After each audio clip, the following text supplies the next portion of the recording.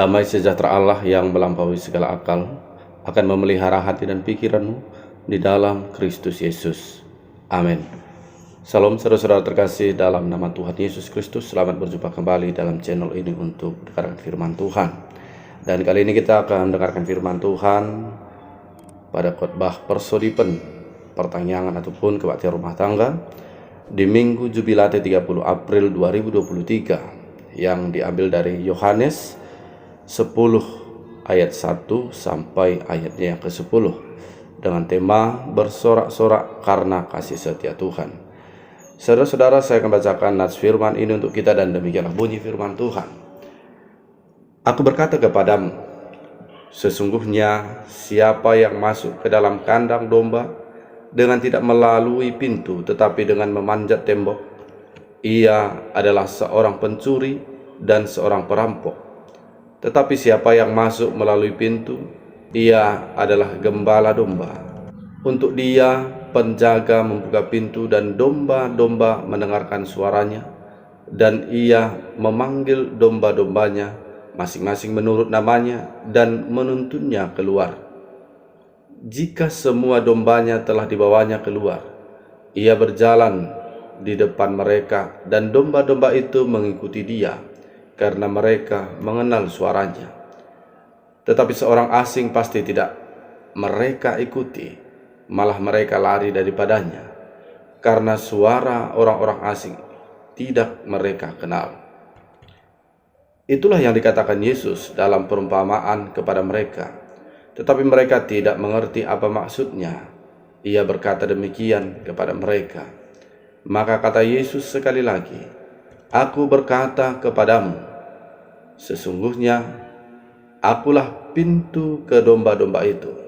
Semua orang yang datang sebelum aku adalah pencuri dan perampok, dan domba-domba itu tidak mendengarkan mereka.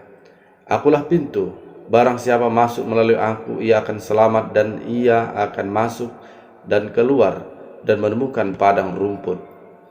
Pencuri datang hanya untuk mencuri dan membunuh dan membinasakan. Aku datang supaya mereka mempunyai hidup dan mempunyainya dalam segala kelimpahan. Demikian firman Tuhan.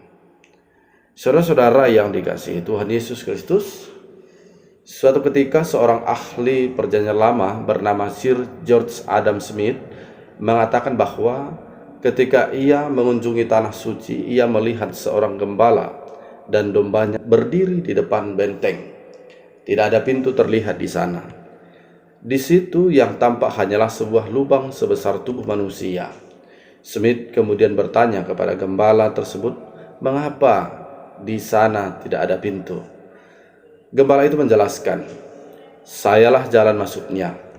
Saya berdiri di lubang itu dan domba lewat di bawah saya memasuki benteng. Apabila mereka semua sudah berada di dalam dengan aman, maka saya akan berbaring melintang pada lubang itu. Tidak akan ada pencuri yang dapat masuk, dan juga tidak ada domba yang bisa keluar kecuali melewati tubuh saya. Sayalah jalan masuknya. Saudara terkasih, sikap totalitas yang gembala lakukan dalam cerita ini menunjukkan bahwa dia adalah sosok gembala yang baik bagi domba-dombanya. Saudara-saudara yang dikasihi Tuhan Yesus Kristus, sesungguhnya kita semuanya seperti domba yang memerlukan gembala. Namun, tak jarang kita sering keliru mana gembala yang baik atau gembala sejati, dan mana gembala yang tidak baik atau gembala yang palsu. Saudara-saudara terkasih, Yesus dalam nats ini menggunakan perumpamaan tentang gembala dan kawanan domba dengan sasaran orang Farisi dan orang Yahudi lainnya. Sayangnya saudara-saudara, mereka tidak mengerti perumpamaan itu tentang seorang gembala dengan pekerjaan sehari-harinya. Perumpamaan itu membandingkan mana yang asli dan mana yang palsu dengan tindakan yang dilakukannya. Gembala yang asli akan masuk melalui pintu, memanggil nama domba-dombanya, serta menuntun dan melindungi kawanan itu dari bahaya. Sedangkan yang palsu hanya mencari keuntungan Jangankan melindungi dombanya, ia bahkan akan melarikan diri saat bertemu bahaya yang mengancam. Hal ini jelas berbeda dari gembala asli yang rela mengorbankan nyawanya demi domba-dombanya. Saudara-saudara yang dikasihi Tuhan Yesus Kristus, melalui perumpamaan ini Yesus ingin menyampaikan bahwa dirinya adalah gembala sejati. Hanya dia sajalah pintu untuk menemukan kelimpahan. Hal ini berlaku bukan saja bagi bangsa Israel tetapi juga bagi semua bangsa lainnya. Sementara itu, para pemimpin agama Yahudi cenderung disebut pencuri sebab mereka hanya ingin menikmati keuntungan dengan jabatan yang disandang, namun tidak memberi perlindungan, pengajaran, atau teladan yang benar. Saudara-saudara yang dikasihi oleh Tuhan, ada beberapa hal yang perlu kita renungkan dari nats khotbah kita kali ini. Yang pertama, tidak banyak yang menyadari apa yang Yesus tawarkan. Di dunia ini telah melatih kita untuk mencari kepuasan di dalam hal-hal yang aneh dan yang remeh. Dan pada saat yang sama, melatih kita untuk meremehkan hal-hal yang memberi kepuasan sejati. Tidakkah kita sadar bahwa relasi kasih Allah itu jauh lebih indah daripada apapun? Orang-orang yang mencari sesuatu di luar Allah akan gampang dijebak oleh pencuri, yaitu para gembala palsu. Gembala palsu yang ingin memeras kita akan mudah menjerat orang-orang seperti ini. Hai orang-orang ataupun domba-domba Kristus yang dikasihinya, mengapa mencari dunia dan lari dari kasihnya? Hai domba-domba Kristus yang dikenal olehnya, mengapa memberi hatimu untuk dosa dan kecemaran?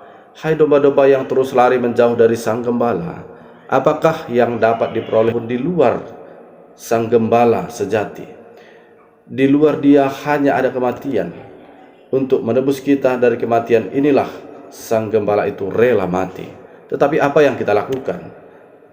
Akankah kita terjun kembali ke jurang maut setelah dia menebus kita dengan nyawanya? Saudara-saudara, kembalilah kepada dia, karena di dalam dia kita merasakan segala kelimpahan. Yang kedua, saudara terkasih, jubilate, yang artinya bersorak-soraklah dan bersuka cita serta bersyukur, karena kita memiliki gembala yang agung, yang penuh kasih, dan selalu setia, yaitu Tuhan kita Yesus Kristus. Dia senantiasa memberi perhatian dan mengenal kita para dombanya. Pengenalan yang dalam ini membuahkan rasa nyaman dan aman. Sebagai domba, kita harus senantiasa mendengarkan suaranya agar kita tidak tersesat. Demikian firman Tuhan. Amin. Mari kita berdoa. Terima kasih Bapa atas firman-Mu yang telah kami dengar, yang mengingatkan kami bahwa Engkaulah satu-satunya pintu untuk mendapatkan kelimpahan. Engkau adalah gembala yang sejati. Engkau adalah gembala yang luar biasa, yang begitu baik bagi kami.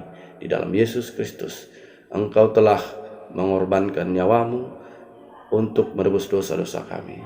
Kami sadar Tuhan, di luar Engkau tidak ada yang bisa kami andalkan. Oleh karena itu Bapa yang baik, biarlah kami selalu mengarah kepada Engkau dan tidak akan pernah lari daripada apa yang telah Kau arahkan kepada kami.